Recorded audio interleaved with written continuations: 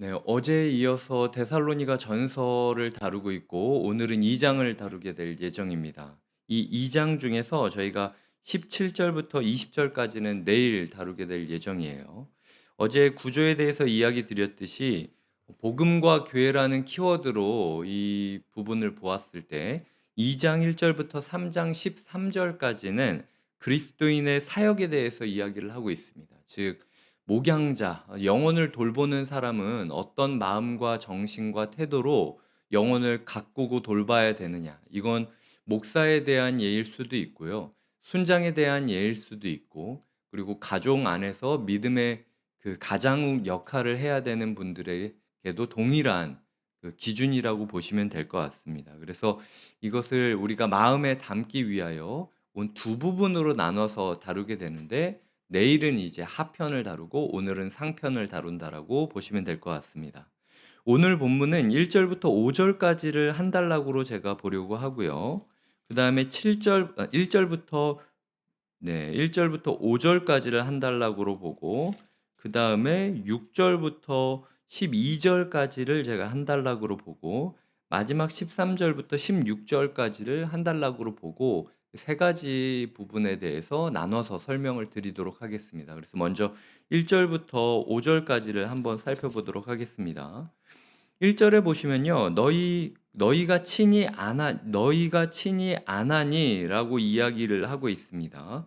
근데 2절에도 보면은 너희가 아는 바와 같이라고 이야기를 하죠. 5절을 보면은 너희도 알거니와라고 이야기를 하고 있습니다. 11절에도 보면은 너희도 아는 바와 같이라고 이야기를 하고 있다라는 거죠.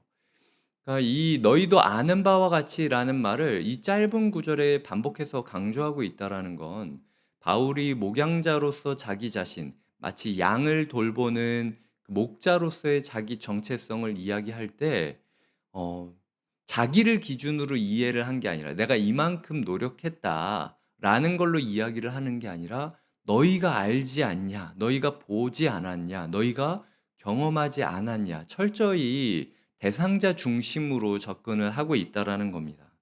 이러기 위해서는 어제 이야기 드렸듯 바울 가운데 뒤를 돌아보지 않고 사역했기 때문이에요.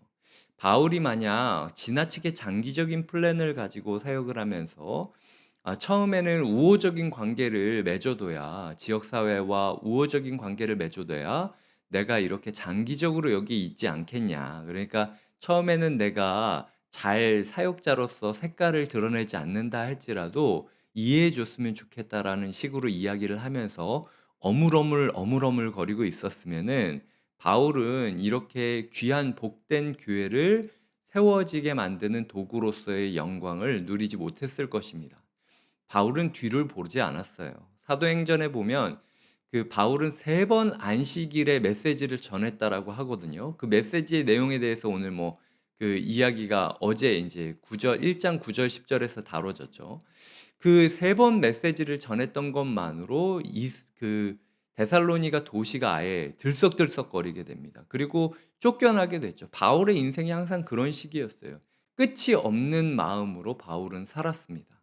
우리 마음 가운데 뒤에 다리를 두고 사역하면요. 솔직히 다리를 두고 사역하면은 마음은 편해요. 그러니까 내가 돌아갈 곳, 내가 도망칠 곳, 내가 그리고 피할 어디 장소를 만들어 놓고 사역을 하면요. 이 사람이랑 적당히 사역을 하고 거리를 두고 이렇게 어정쩡하게 뒤로 갈 수 있는 안정적인 사역을 하는 거기 때문에 내가 상처받을 일은 조금 덜할지 모릅니다. 하지만 상처받지 않는 걸로 끝나는 인생이 아니라 복음이 주는 진짜 기쁨, 복음이 심고 자랐을 때의 진짜 기쁨은 그 씨를 땅에 던져야만 느낄 수 있는 거고요. 내가 진짜 논밭에서 굴러봐야만 느낄 수 있는 기쁨입니다. 하나님께서는 수고하고 무거운 짐진 자들아 다 내게로 오라라고 이야기했습니다. 와서 그냥 놀고 먹으라는 게 아니라 나와 같이 멍에를 지자라는 거예요. 이 당시 유대인들이 농사를 지을 때는 능숙한 소와 초보 소를 함께 이 멍에를 지게 해 가지고 능숙한 소가 방향이나 힘의 배분을 가이드해 가지고 그것을 가게 됐습니다. 그러니까 그 초보소는 그저 옆에 있는 능숙한 소가 걷자고 하면 걷고 멈추자고 하면 멈추고 이쪽으로 돌자면 돌기만 하면 되는 거예요. 그러니까 그런 의미에서 인생이 편하게 살아갈 수 있다라고 이야기하는 거지 그냥 놀고 먹는 게 소에게 있어서 편한 일은 아니었다라는 거죠.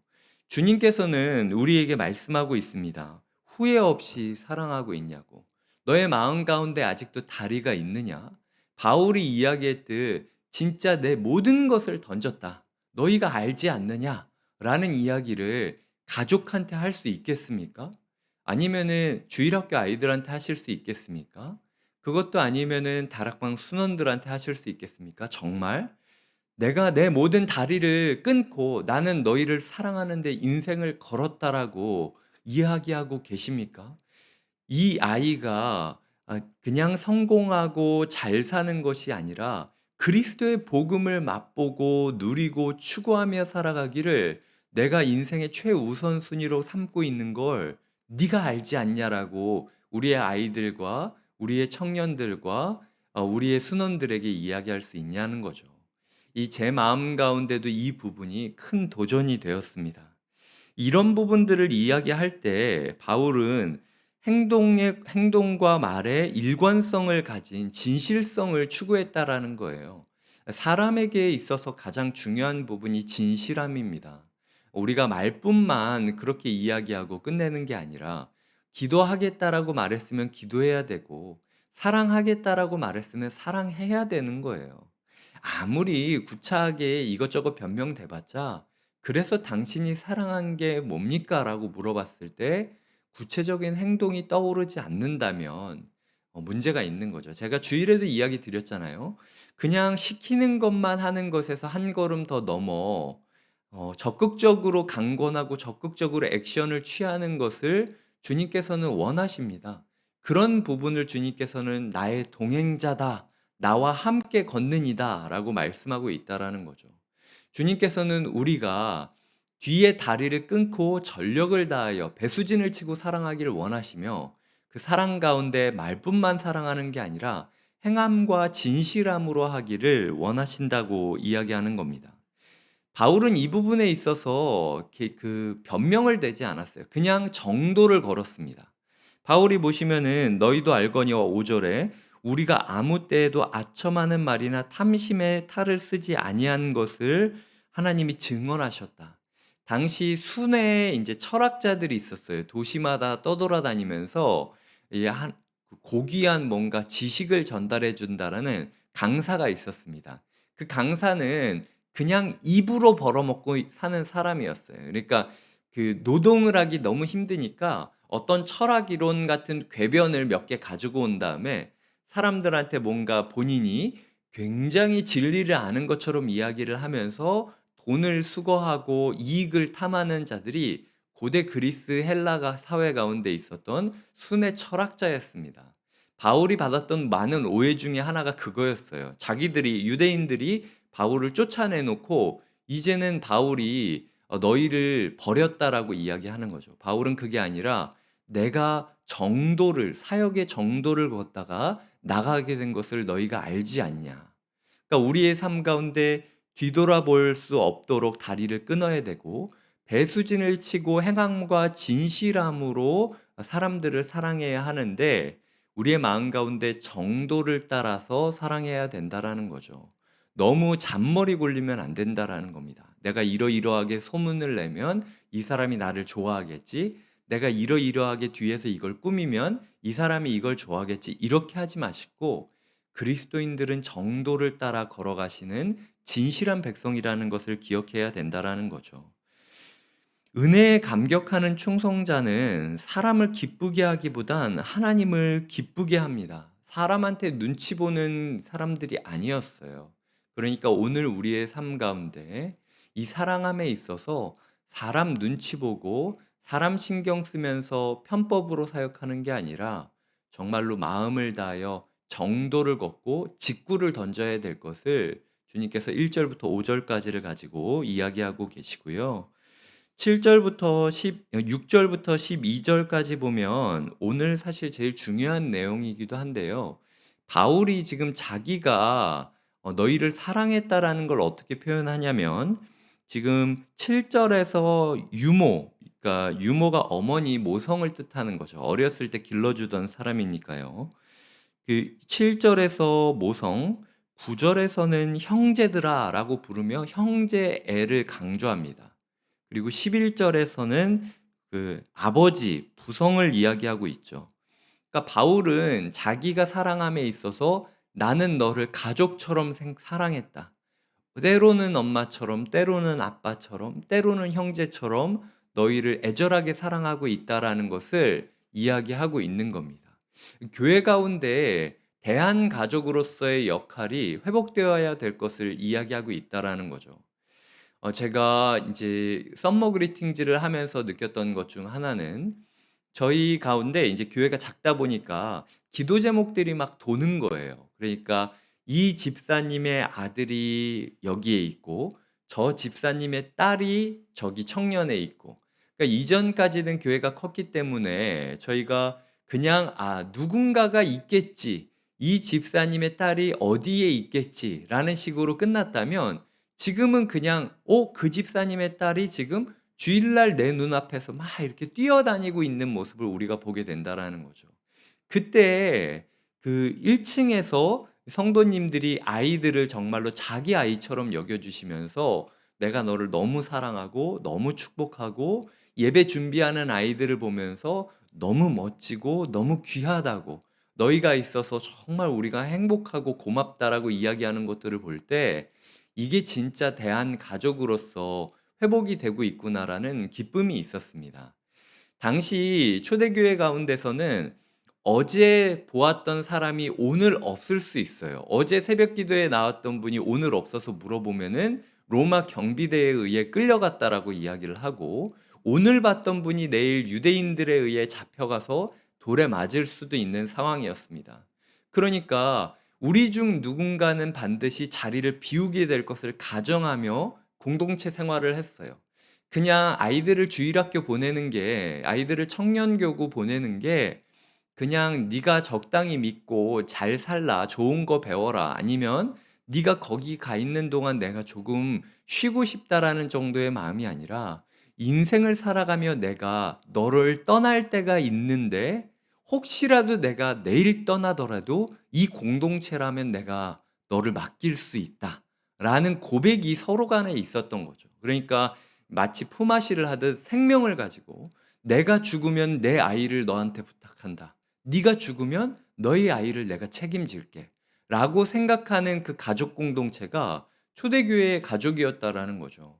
우리가 우리 아이들을 대할 때 그저 명절에 그 친척들 닥달하고 잔소리하듯이 형식적인 이야기, "너 공부하니? 너 대학은 갔니? 무슨 과니? 여자친구, 남자친구는 있니? 아이는 있니?" 이런 식으로 이야기하는 게 아니라 지나가는 아이들을 보면서 저 아이가 누구의 아이인지 내가 알지 못하지만 저 부모가 믿음 가운데 신앙생활 가운데 진짜 찢어질 정도로 아프고 눌리고 괴롭고 교회를 이탈하고 싶어질 때 그 고난 가운데 내가 저 부모를 지켜줄 수 있도록 저 아이를 내가 교사로서 중보자로서 끝까지 붙잡아 주고야 말겠다라는 결단이 필요하다라는 거예요. 그래서 우리 교회 가운데 지나치는 아이들을 보실 때 마음으로 항상 축복해 주셔야 되고 또한 내가 이 아이들을 이렇게 축복하고 기도하는 가정 가운데 우리 아이가 지금 이 교회 가운데 신앙생활을 하고 있건 아니면은 이 교회에서 신앙생활을 하지 않고 있건 그것도 아니면 아직 신앙생활을 하지 않고 있건 내가 우리 공동체를 위하여 마음 다하여 헌신하고 기도해 주는 것처럼 이 공동체에도 나를 위하여 나의 아이를 위하여 마음을 다하여 기도해 주고 힘써 줄 것을 상호 간에 신뢰하는 게 교회 공동체가 되어야 된다라는 겁니다. 우리의 삶 가운데 그런 가족성이 회복될 때 참 교회됨이 회복될 수 있다라는 걸 이야기하고 있다라는 거죠.